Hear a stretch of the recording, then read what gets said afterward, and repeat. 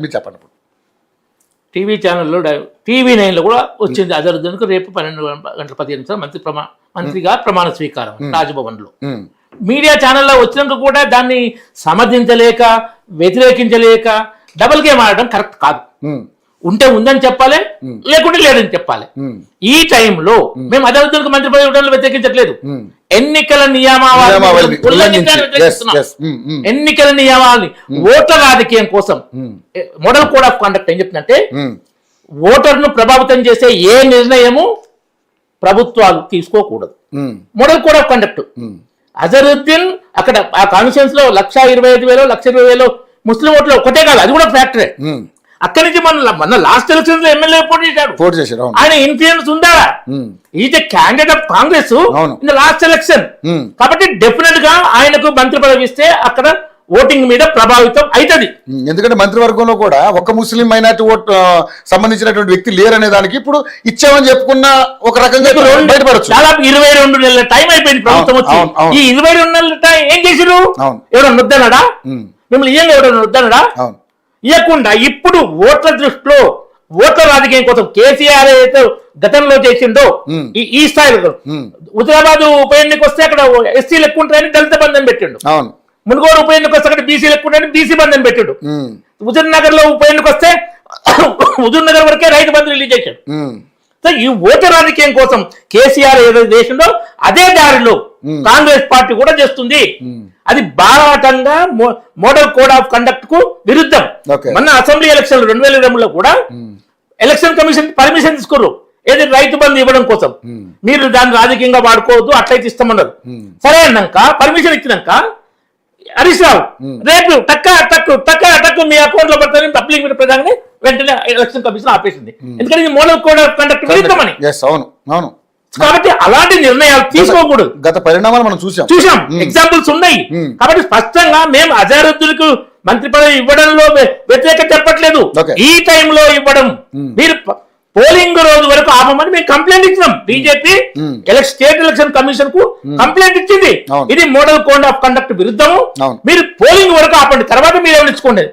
ఇది ఒక ఫ్యాక్టర్. కాబట్టి ఇట్లా దిగజారు పనులు చేయడం, ఆ చేయడానికి సిగ్గుపడడం, సమర్థించుకోవడం కానీ దాన్ని చెప్పుకోవడం కానీ డొంకతిగా మాట్లాడడం కరెక్ట్ కాదు. ఇంకొక విషయం, అజరుద్దీన్ క్రికెట్ ఆడాడు, బాగానే ఆడాడు ప్లేయర్ గా. 3 సార్లు వరల్డ్ కప్ కెప్టెన్ ఆయనే. 92, 96, 99 ఎక్కడ ఫైనల్ చేయలే ఆయన కెప్టెన్స్ లో. ఎప్పుడు అజరుద్దీన్ కెప్టెన్స్ లో మనం వరల్డ్ కప్ 2 సార్లు గెలిచాం, వన్డే, T20 ఒకటి గెలిచాం. కానీ ఈయన కెప్టెన్స్ లో పర్ఫార్మెన్స్ ఎక్కడ బాగాలేదు. మ్యాచ్ ఫిక్సింగ్ లో బుక్ అయ్యి అది బీసీసీఐ జీవితకాల బ్యాన్ విధించింది. హన్సీ క్రోంజే సౌత్ ఆఫ్రికన్ కెప్టెన్, మాజీ కెప్టెన్ చెప్పిండు, నన్ను బుకీస్ కి ఇంట్రొడ్యూస్ చేసిందే అజరుద్దీన్ అని. ఆయన మీద మ్యాచ్ ఫిక్సింగ్ కేసులో ఆ మ్యాచ్ ఫిక్సింగ్ లో ఉన్నాడు. ఇక్కడ ఏం చేశాడు? హైదరాబాద్ క్రికెట్ దీంట్లో బోర్డులో ఆయన చైర్మన్ ఉండి, అది అవినీతితో కూడా ఉంది ఇష్యూ. ఒక స్టాండ్స్ ఉంటాయి, పేర్లు పెట్టి గవస్కర్ స్టాండ్, టెండూల్కర్ స్టాండ్, ఇక్కడ వివిఎస్ లక్ష్మణ్ స్టాండ్ ఉంటే దాన్ని తీసేసి ఆయన పేరు పెట్టుకుంటూ ఆయన పవర్ లేదు. దానికి ఆయన పేరును దానికి తీసేయమని ఆయన మన అంబడ్స్మ్యాన్ తీసేయాలి. ఆయన తన పవర్ కు వ్యతిరేకంగా దాటి అది చేశాడు. కాబట్టి ఆయన తీసి అలాంటి పని చేసిన రికార్డు. మురాదాబాద్ లో 2009లో గెలిచిన ఎంపీగా, అప్పుడు 22 సీట్లు కాంగ్రెస్ గెలిచిన 80లో. మరి నెక్స్ట్ టైం మురాదాబాద్ ఎందుకు పోటీ చేయలే? ఎక్కడ పోయినా పని చేయడు. అప్పుడున్న ఇమేజ్ దాన్ని రాజకీయంగా వాడుకుంటాడు. అక్కడ నేను పోటీ చేయాలంటే వాళ్ళు ఇక్కడ ఇచ్చారు టోంకు సవాయి మాధోపూర్ రాజస్థాన్ లో 1,35,000 ఓట్ల తర్వాత ఓడిపోయింది. ఇక్కడ ఎంపీగా పోటీ నువ్వు సెకండ్ టైం ఇస్తాడు వద్దాను, ఎందుకంటే పని చేయడాయన. ఆయన తను నాకు ఇంకోసారి క్యాప్టెన్సీ 4వ సారి ఇవ్వలేదు, నేను ముస్లిం కాబట్టి ఇవ్వలే అంటే అప్పుడు ఈయన చెప్పారు మన కాదు రామిరెడ్డి గారు. ఇప్పుడు నిజంగా సరే అజరుద్దీన్ గారికి ఇప్పుడు సరే మంత్రి పదవి ఇచ్చారా లేదా పక్కన పెడితే, ఇప్పుడు అజరుద్దీన్ గారికి మంత్రి పదవి ఇస్తే ఏంటి, ఇవ్వకపోతే మీకు వచ్చిన నష్టం ఏంటి? ఎన్నికల నియమావళిని ఉల్లంఘించారని కాదు, కానీ ఎలాగా మైనారిటీ ఓట్లు ఎలాగా మీకు దూరంగా ఉన్నాయని రకరకాల ప్రచారం జరుగుతూ ఉన్నాయి. మరి అలాంటప్పుడు మీకు వచ్చిన నష్టం ఏంటి అంటున్నా నేను. రాంపూర్, మురాదాబాద్ 50% ఏమో ముస్లింస్, 2 సీట్లు మేము గెలిచినాం. 2 మైనారిటీ ఓట్ల మద్దతు మాకు తక్కువ పడితే ఎక్కువ పడితే ఎట్లా పడ్డా పడకపోయినా ఏదైనా కానీ నువ్వు అధికార దుర్వినియోగం చేసి ఎన్నికలను ప్రభావితం చేయకూడదు. రాజకీయ నియమాలు మోడల్ కోడ్ ఆఫ్ కండక్ట్ విరుద్ధంగా నువ్వు నిర్ణయాలు తీసుకోకూడదు. తర్వాత బాధ్యతాయుత ప్రతిపక్ష పార్టీగా మేము వ్యతిరేకిస్తాం. కాబట్టి మా కంప్లైంట్ అల్లా 11th నవంబర్ వరకు పోలింగ్ వరకు చేయకూడదు, ఆయన మంత్రి పదవి ఇవ్వకూడదు. మీరు అనౌన్స్ చేసిన తర్వాత తెచ్చుకోండి. కాబట్టి దాన్ని మేము వ్యతిరేకిస్తున్నాం. ఆ విధంగా కాంగ్రెస్ పార్టీ పరిస్థితి, కాంగ్రెస్ కానీ బీఆర్ఎస్ కానీ టోటల్ మైనార్టీ ఓట్ల కోసం వెంపర్లాడుతున్నాయి. ఇప్పుడు రాజకీయ బీఆర్ఎస్ కూడా ఆ సల్మాన్ ఖాన్ ఒక ఆయన, సల్మాన్ ఖాన్ కరోనా టైంలో మేము కరోనా పేషెంట్ కి హెల్ప్ చేస్తామని చెప్పి, మీ కాంగ్రెస్ పార్టీ నుంచి కరోనా పేషెంట్ హెల్ప్ చేస్తామని చెప్పి పాపం ఎవరైతే దయాకి దాడుకున్న వాళ్ళకి డబ్బు వస్తే మింగిండు, కేసు బుక్ అయి జైలుకి వెళ్ళిండు. ఇదే సల్మాన్ ఖాన్ టీఆర్ఎస్ కండవలు కప్పి జోరుగా, ఎందుకంటే మాకు కూడా ముస్లిం ఓట్లు కావాలని ఆ చేసాడు. ఇదే కాదు, కాంగ్రెస్ వాళ్ళు ఏమన్నారు, కాంగ్రెస్ పార్టీ అంటేనే ముస్లింల పార్టీ. నీకు వీడియో ఏం పిలిపిస్తా, కాంగ్రెస్ పార్టీ అంటేనే ముస్లిం పార్టీ, మీ మద్దతు లేకుండా ఎక్కడ కాంగ్రెస్ గెలవలే, అల్లాదైతేనే మేము గెలుస్తున్నాం అన్నాడు తుమ్మల నాగేశ్వరరావు.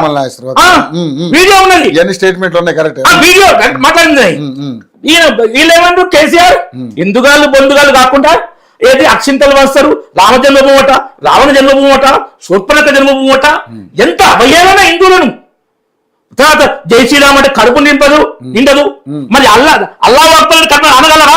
చాలా చేస్తున్నా. కేటీఆర్ గారు ఎవరంటే అనండి, నీకు హిందువులకు ఒక రూళ్ళు, ముస్లింలకు మైనారిటీలకు ఒక రూళ్ళు, ఏంటి ఇది సెక్యులరిజమా? పచ్చి అవకాశాలు రాజకీయవాదం చేస్తున్నారు, హిందూ దేశంగా చేస్తున్నారు, దానికి దేశద్రోహానికి కూడా స్థాయి కూడా వెళ్తున్నారు.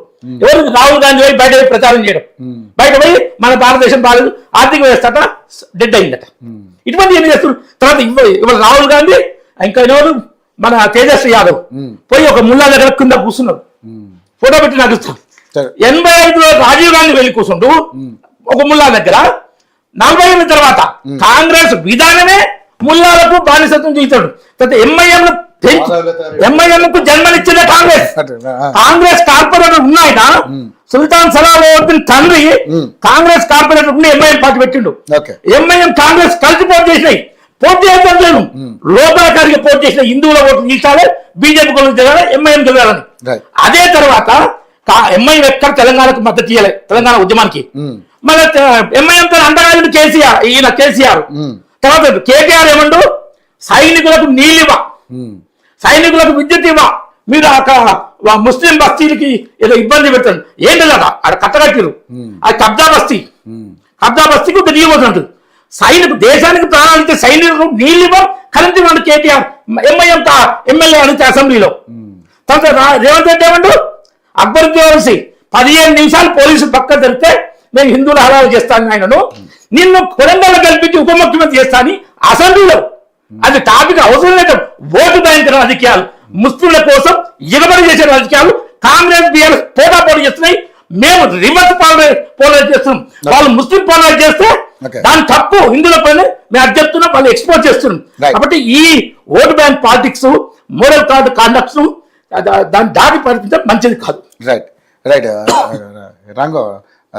రామూర్తి గారు, సరే పార్టీలు రకరకాల విధాలుగా వాళ్ళ యొక్క గెలుపు కోసం ఎన్నో రకాల ఫైట్లు చేస్తూ ఉంటాయి.